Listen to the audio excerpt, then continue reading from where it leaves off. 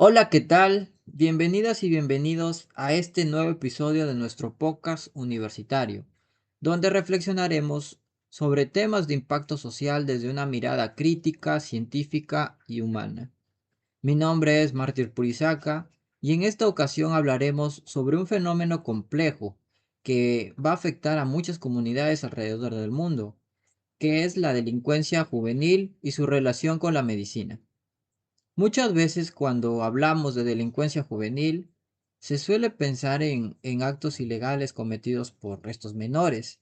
Sin embargo, detrás de cada caso, casi siempre hay una historia personal marcada por múltiples factores, como pueden ser los sociales, los familiares, los emocionales y, ¿por qué no hablar de los médicos y psicológicos? En este episodio, junto con mis compañeros y compañeras, abordaremos qué se entiende por delincuencia juvenil y qué factores pueden influir desde el punto de vista de la salud física y mental. También recapitularemos cuál es el rol que deben asumir los profesionales de la medicina frente a esta realidad. Además, discutiremos algunas propuestas de intervención y prevención que nos invitarán a pensar en un enfoque más humano y menos punitivo. Bienvenidos al episodio de hoy. Vamos a hablar de un tema que preocupa, que genera debate y que no podemos ignorar, la delincuencia juvenil. ¿A qué nos referimos exactamente cuando hablamos de delincuencia juvenil? Este término se usa para describir los actos delictivos cometidos por personas menores de edad, es decir, jóvenes, muchas veces adolescentes, que cometen robos, agresiones, vandalismo, consumo o tráfico de drogas, entre otros delitos. Aunque algunos casos pueden parecer aislados, lo cierto es que detrás de cada acto hay una historia más profunda. Muchos factores influyen en que un joven termine involucrado en la delincuencia. Uno de ellos es el entorno familiar. Hogares con violencia, abandono, desinterés o carencia afectiva pueden dejar huellas emocionales que se reflejan en la conducta. Otro factor importante es la pobreza. La falta de acceso a recursos básicos, educación o actividades recreativas puede llevar a que algunos vean el delito como una salida o una forma de sobrevivir. También está la influencia del grupo. A esa edad, pertenecer, sentirse aceptado, puede ser más fuerte que la lógica. Las pandillas o grupos delictivos ofrecen ese sentido de familia que muchos no encuentran en casa. Y cuando un joven siente que no tiene nada que perder, cualquier camino puede parecer válido. Pero hablar de la delincuencia juvenil no es solo hablar de castigo, es hablar también de prevención, de oportunidades, de programas sociales, de acompañamiento psicológico y educativo. Es entender que en muchos casos no estamos frente a personas malas, sino frente a jóvenes que no encontraron otra oportunidad. En lugar de juzgar a la ligera, es momento de pensar, ¿qué podemos hacer como sociedad para evitar que más adolescentes tomen ese camino? ¿Cómo podemos intervenir antes de que sea tarde? La delincuencia juvenil no solo es un problema de justicia, es un problema social, educativo, familiar y emocional. Y si lo abordamos con empatía y compromiso, seguirá creciendo. Gracias por estar aquí, por reflexionar conmigo. Nos escucharemos en el próximo episodio. También hablaremos sobre los factores médicos y psicológicos. Cuando hablamos de delincuencia juvenil, muchas veces se piensa solo en lo social o lo económico, pero desde la medicina hay factores importantes que no se pueden ignorar. Por ejemplo, trastornos neurológicos como el TDAH pueden generar impulsividad y dificultad para seguir normas. Lo mismo ocurre con alteraciones del desarrollo como el trastorno del espectro autista cuando no hay un entorno comprensivo. Además, el consumo de sustancias psicoactivas como el alcohol o las drogas pueden alterar el juicio, favoreciendo de esta manera conductas agresivas y aumentando el riesgo de delitos, especialmente en cerebros en desarrollo. Incluso problemas como lesiones cerebrales tempranas, epilepsia o trastornos de sueño pueden afectar el autocontrol y la toma de decisiones. Bien, ahora hablaremos del plano psicológico. Muchos jóvenes que cometen delitos han vivido traumas infantiles, abuso físico, emocional, abandono e incluso negligencias. Estas experiencias marcan profundamente el desarrollo emocional. Los trastornos de conducta, como el trastorno negativista desafiante y el trastorno disocial, también están extremadamente relacionados con actitudes agresivas, violación de normas y falta de empatía. ¿Y qué nos quiere decir todo esto? Que la delincuencia juvenil no solo es un problema policial, sino también un asunto de salud pública. Promover la salud mental en jóvenes, garantizar acceso a servicios médicos y crear entornos seguros es parte esencial para prevenir que más adolescentes caigan en la delincuencia. Muy bien, entonces ahora nos toca hablar de un tema que como futuros profesionales de la salud, como futuros médicos, nos involucra directamente. Y tenemos que plantearnos algunas preguntas como el qué papel nosotros jugaremos en este contexto. O sea, los profesionales de la salud ante la delincuencia infantil y juvenil, ¿qué papel tiene o cómo podemos nosotros intervenir? Entonces, ¿podemos en realidad hacer algo desde la medicina para prevenir o poder intervenir?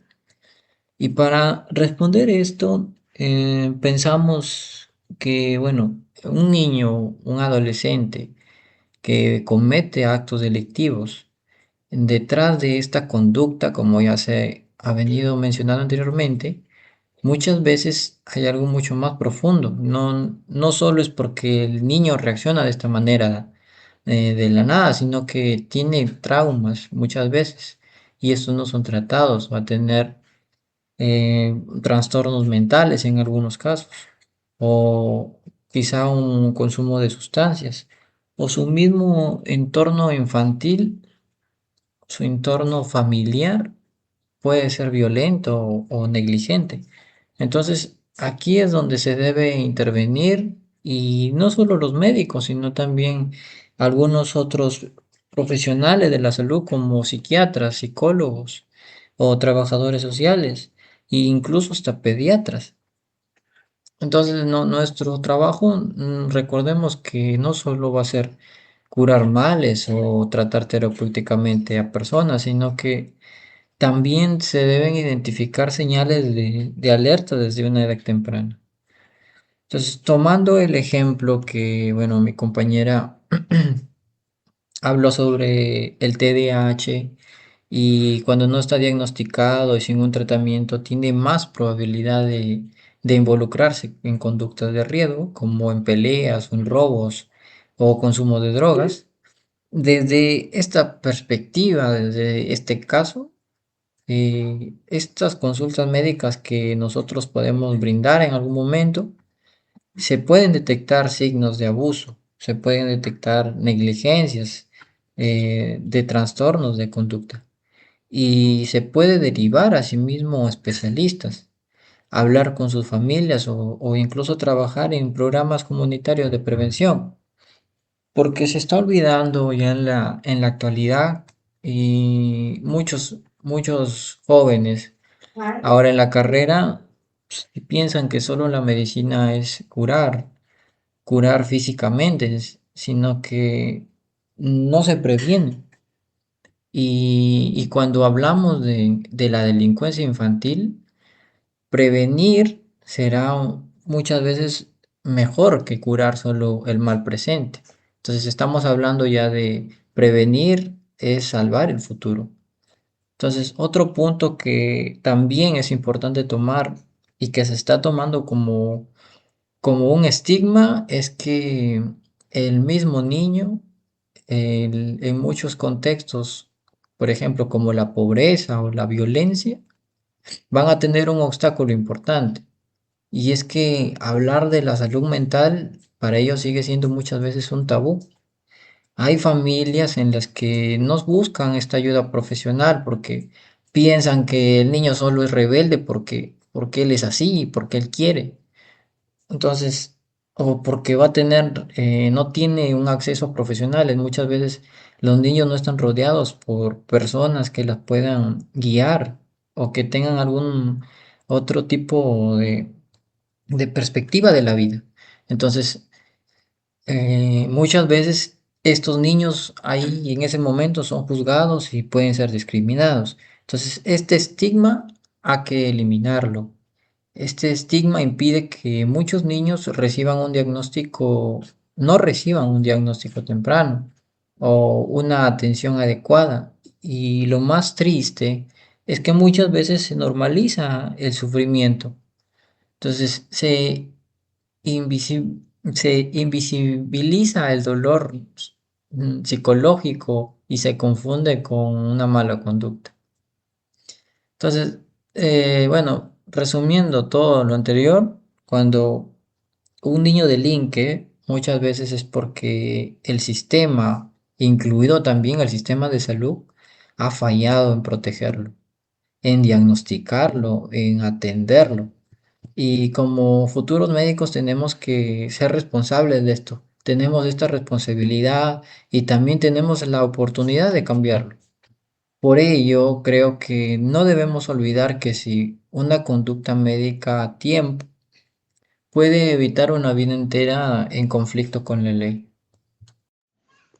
Propuestas y reflexión final. Empezaré por las propuestas desde la medicina para prevenir la delincuencia juvenil. La medicina tiene un papel fundamental en la prevención y tratamiento de factores que pueden llevar a la delincuencia juvenil. A continuación, presento algunas propuestas concretas.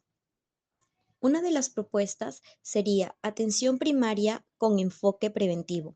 Es fundamental que los centros de salud, especialmente en zonas vulnerables, cuenten con equipos multidisciplinarios, médicos generales, psicólogos y trabajadores sociales que puedan detectar de forma temprana problemas de salud mental o comportamientos de riesgos en niños y adolescentes. Esta detección temprana puede evitar la evolución hacia conductas delictivas.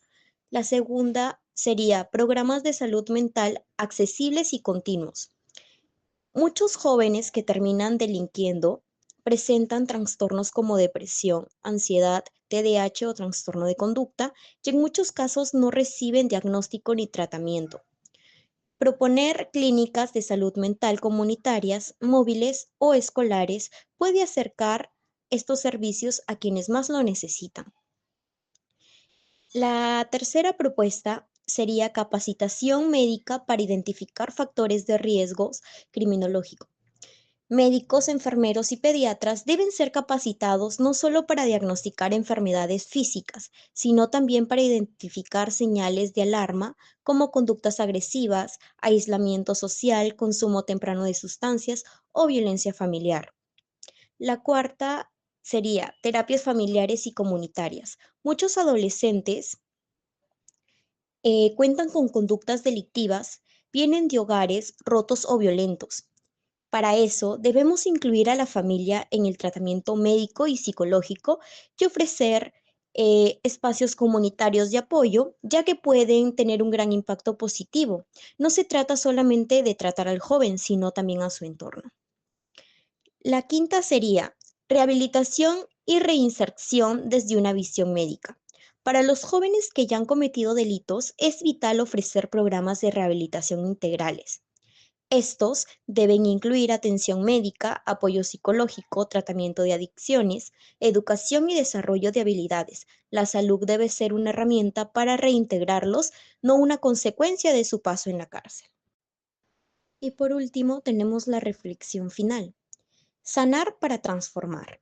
Al pensar en la delincuencia juvenil, muchas veces la primera respuesta es el castigo, pero si miramos más de cerca, veremos que la mayoría de estos jóvenes no nacieron delincuentes, sino fueron víctimas de abandono, violencia o enfermedades mentales no atendidas. La medicina puede ser una de las primeras barreras contra este camino. Debemos de dejar de ver la salud como la ausencia de enfermedad y comenzar a verla como una herramienta de prevención social. Un niño con apoyo psicológico oportuno puede aprender a manejar su ira antes de que lo haga con un arma. Un adolescente con acceso a un tratamiento puede escapar de las drogas antes de que lo lleven a robar. Un joven con acompañamiento médico y emocional puede reconstruir su vida en lugar de seguir en un camino de autodestrucción. Además, una sociedad que invierte en salud mental, en atención preventiva y en apoyo comunitario, no solo está cuidando a sus ciudadanos más jóvenes, está invirtiendo en seguridad, en futuro y en paz. No podemos seguir ignorando el dolor invisible que cargan muchos jóvenes si queremos cambiar la historia, ya que la delincuencia juvenil no viene desde hoy, viene desde antes. No basta solamente con las cárceles ni castigos. Necesitamos médicos, psicólogos, enfermeros, comunidades y políticas públicas que sanen antes de juzgar, que escuchen antes de condenar y que acompañen antes de abandonar. Porque al final, prevenir la delincuencia juvenil no solo es una tarea de justicia, también es un acto profundo de humanidad. Y así llegamos al final de este episodio. Como hemos visto, la delincuencia juvenil no es un fenómeno aislado, ni se trata solamente de conductas delictivas. Detrás de cada joven siempre van a haber factores de salud, traumas, trastornos no diagnosticados y contextos que muchas veces los empujan a actuar de ciertas maneras. Es aquí donde la medicina, la psicología y la salud pública tienen un papel fundamental en la prevención y el acompañamiento. Es por ello y de vital importancia ver a estos jóvenes no solo como infractores, sino también como aquellas personas que tienen historias complejas y podemos empezar allí a contribuir soluciones más efectivas y humanas. Muy bien, gracias por acompañarnos. No olvides compartir este podcast si te pareció interesante y recuerda que siempre la empatía también será una forma de cambiar el mundo. Hasta la próxima.